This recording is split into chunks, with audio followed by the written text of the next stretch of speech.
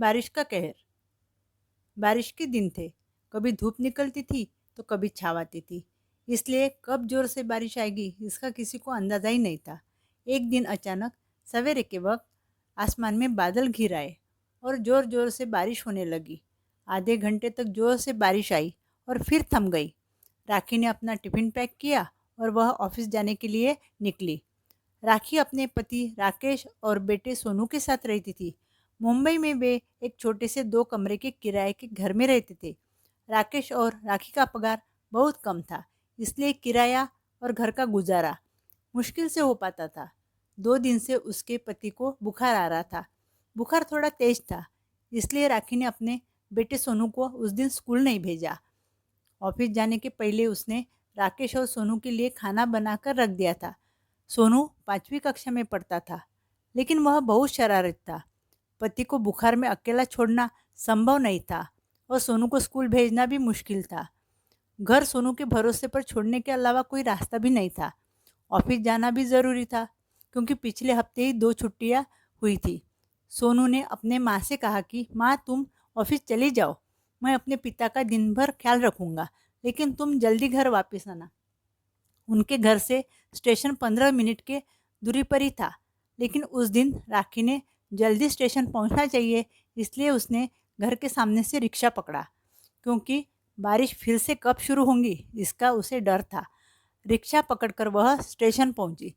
वहां से उसने लोकल पकड़ी और वह अपने ऑफिस पहुंच गई। ऑफिस पहुंचने के थोड़ी ही देर बाद जोर से बारिश शुरू हुई। जोर जोर से हवा चल रही थी, बिजली चमक रही थी, बादल गरज रहे थे। सब तरफ अंधेरा छा गया था। माहौल थोड़ा डरावना सा बन गया था। थोड़ी ही देर में सब लोग ऑफिस पहुंच चुके थे। शाम के 4 बजे तक बारिश बहुत जोर से बढ़ गई थी। अब सब लोगों को डर सताने लग गया कि हम घर कैसे पहुंचेंगे। सब तरफ पानी पानी हो गया था। रेलवे की पटरियां पानी में डूब गई थी। रोड पर जिधर देखो उधर पानी पानी भर गया था। बारिश इतनी जोर से आई कि शाम तक लोकल बंद हो चुकी थी। रोड पर चारों तरफ पानी होने के कारण टैक्सी रिक्शा सब बंद हो चुकी थी।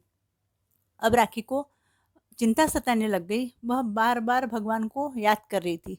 उसने घर पर फोन लगाया तो बेटा इंतज़ार कर रहा था और राकेश बुखार के कारण सोया हुआ था।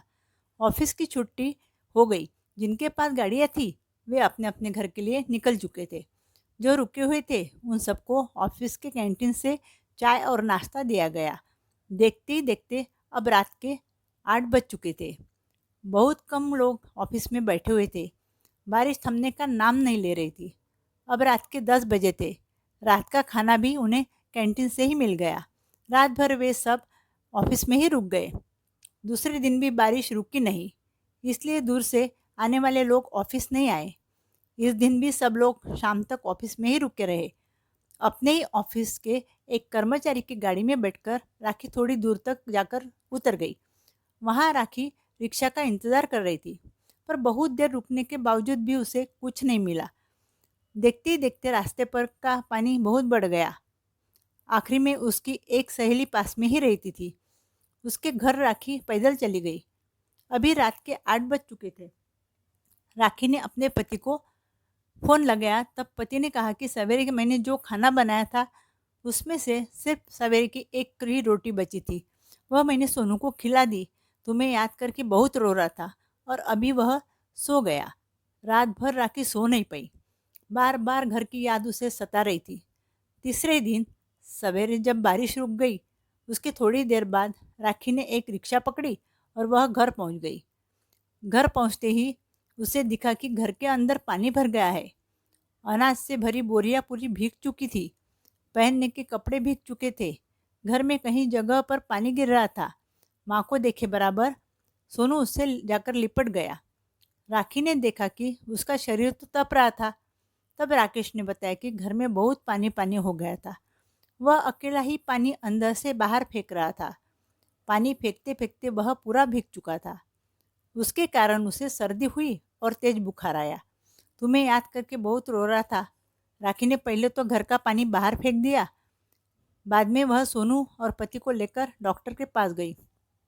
उसका बुखार देखकर डॉक्टर बोले कि और बुखार बढ़ जाता था तो सोनू की जान को खतरा था। डॉक्टर के कहने पर दोनों को अस्पताल में एडमिट कर दिया। वह बार बार सोनू का बुखार देख रही थी। राकेश का बुखार तो थोड़ा कम हुआ था, लेकिन सोनू का बुखार कभी कम होता तो कभी बढ़ जाता था। 2 दिन तक बुखार रहा, फिर बुखार धीरे धीरे कम हुआ।